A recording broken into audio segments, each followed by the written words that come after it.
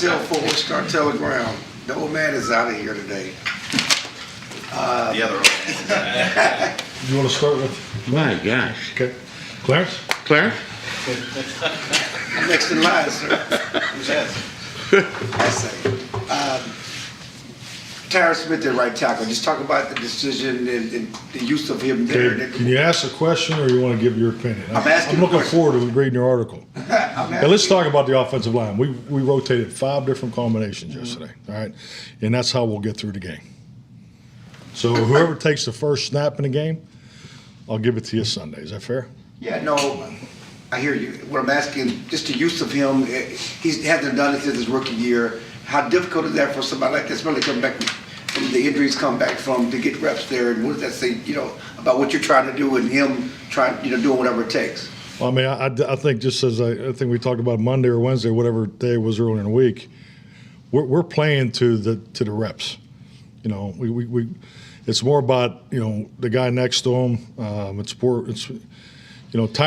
Tyron Smith is coming back, and players don't come back off of IR and just go out and play 70 plays. So let's state the most important facts. So our ability to line up with 5 offensive linemen and play the whole game, there's a high probability that we're probably not there yet. So that's what we're working through. Tom. Mike Todd Archer with ESPN. How has TY progressed here the last couple of days for you? Thought he had a good day yesterday. We're in the mock game today. We'll get some more throwing on Saturday, but he's definitely making progress. I just want to make sure he's ready. I mean, as far as his ramp up, the conditioning, meeting with the strength coaches yesterday in Britt, they feel really good about where he is condition-wise and the shape that he's in. So we just we'll take the week, and we haven't made a decision yet, so we'll see where he is after tomorrow's practice. Not that it's ever easy to play one game for a guy, but is it you want to make sure he's good, not just this one game, but for however long the rest of the season goes? Yeah. Definitely, I think that's part of the ramp up, mindset. So, excuse me. So that's what we're focused on with TY. Calvin Watkins, Gus Flanders. Fowler, is he back today? Yes. Yeah. Great news. Family got a little bigger yesterday. So.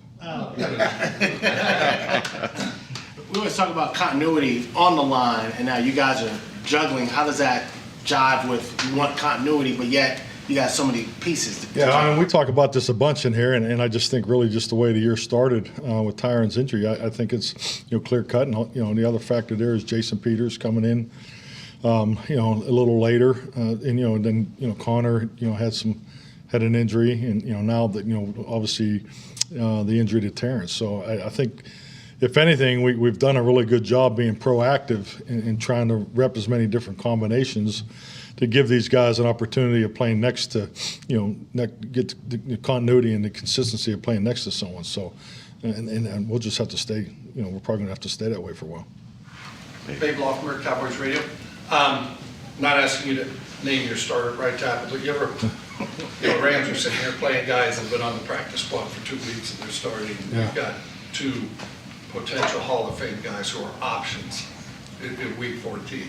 Do you look at that at all and say, got pretty good here? Oh, definitely not. But in the same breath, it's a blessing that obviously have Hall of Fame players on your football team. But playing next to the guy, the communication, all the little things. That's my job. So just to make sure the training's lined up, to make sure these guys are ready to go. But yeah, to watch what Jason did in the game in Houston.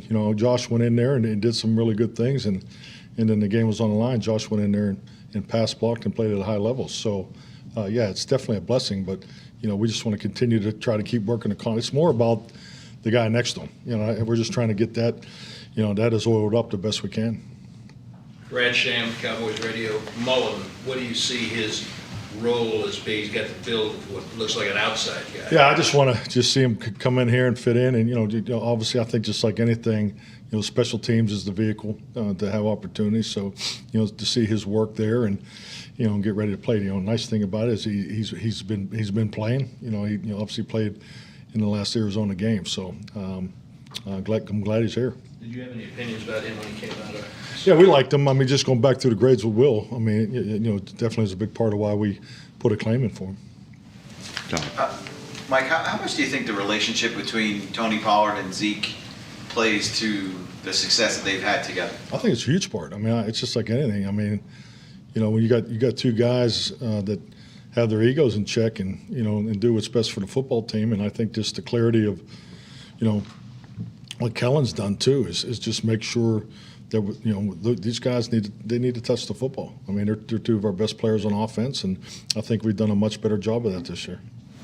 When did that become the focus, or was it an off-season focus for you guys to make sure Tony was more involved than he had been as far? I just don't think you listen very well, Todd. I mean, I think I've given it right, Clarence. I mean, I've been saying it since I got here. No, I mean, obviously, I mean Zeke's, he has he's in the middle of a great career and has put unbelievable numbers up, carrying the load. But I think just like anything, Tony's earned these opportunities, and we play our best offense when those two guys are rolling and they're touching the ball.